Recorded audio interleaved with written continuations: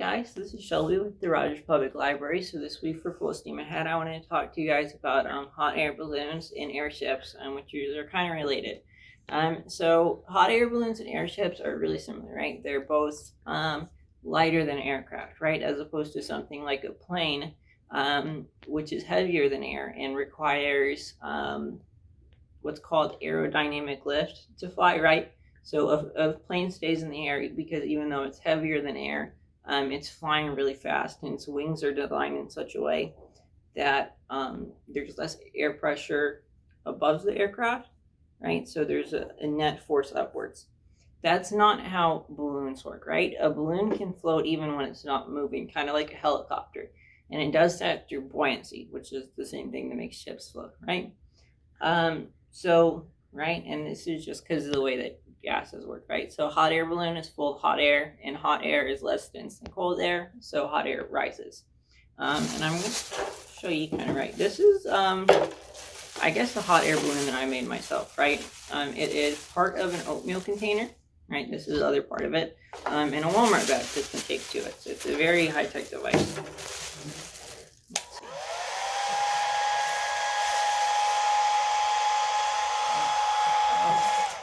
So it's not perfect, but it works. It kind of shows you the principle. And actually devices like this, right? Little tiny balloons that have been raised by hot air have been around for a long time, right? People in China have been making little paper lanterns that float into the air that are powered by lit candles for hundreds and hundreds of years. But we can't do that here because, it's inside and we have smoke alarms, so we can't do fire. And then also paper lanterns are kind of dangerous, or that kind of paper lantern is kind of dangerous. They can catch on fire and even cause wildfires in some cases, right? So this is safer just using a hairdryer.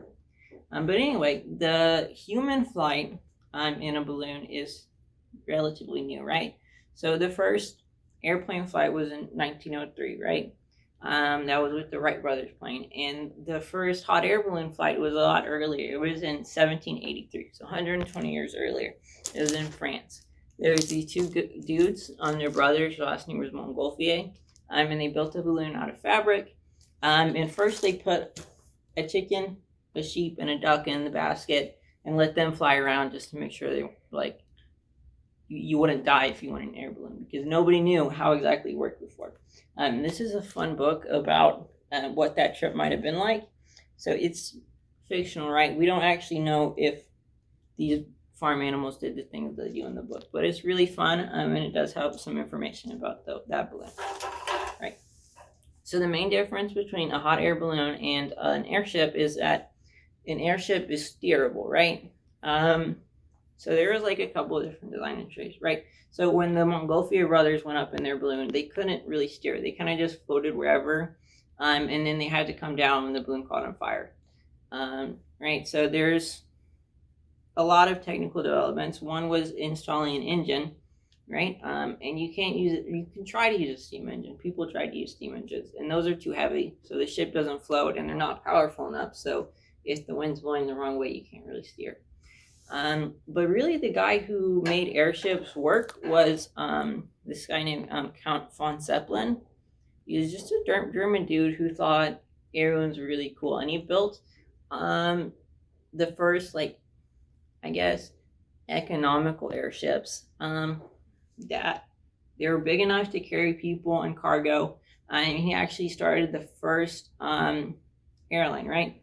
So before planes started carrying people around the world, this guy and the Zeppelin company were carrying people around the world, right? And when he did this basically not by making soft balloons, but by making balloons that had rigid structures in them, because the balloon has an internal structure, it can be a lot bigger, and that means that it can carry a lot more people. And the most famous airship ever, this guy designed, is called the Hindenburg, after the German president at the time that it was being built. And you might have heard of the Hindenburg before, because it's also, this happened, right? So instead of being powered by hot air, it was full of hydrogen. You know anything about hydrogen? It's super, super light. It's the lightest element in the universe. It's also super, super flammable, at least when it's mixed with oxygen.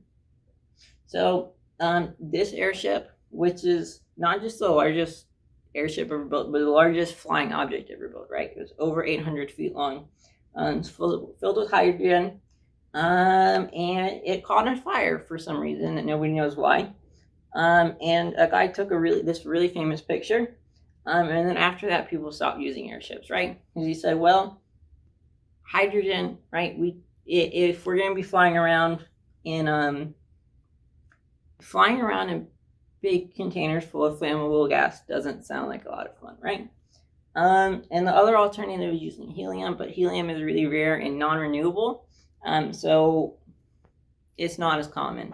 Or at most airships in this period, in the 1930s, when this picture was taken, didn't have helium in them because it was so rare.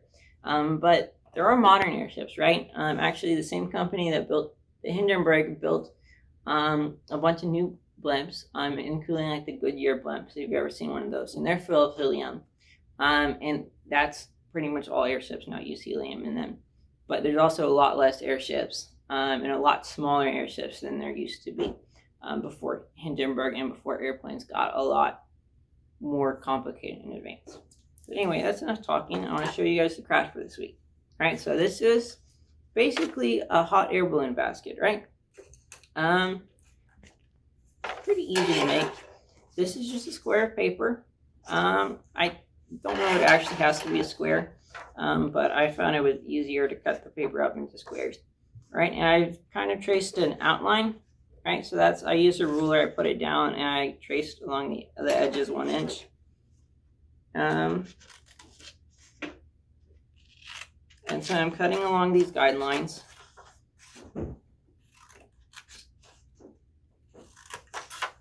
Right, so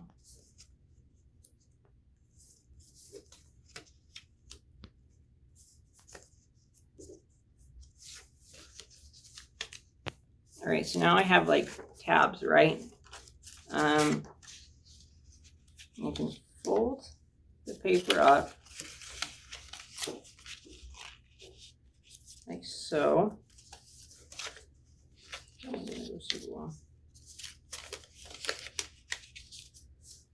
Right, so now, because I cut the little tabs there and here, it's basically a basket or a little paper tray, right?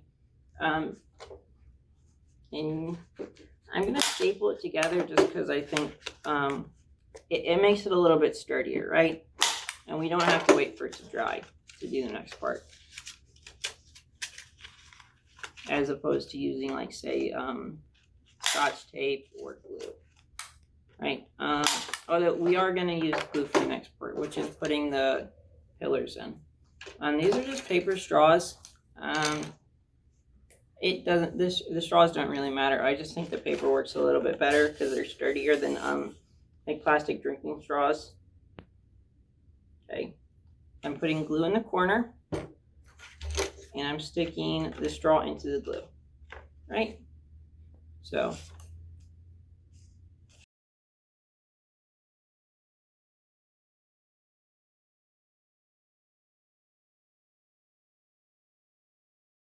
and corner number 4, ta-da.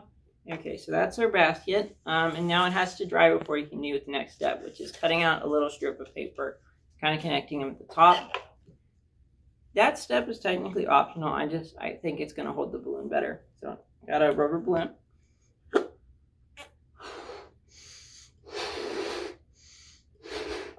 And that should be good size. Right.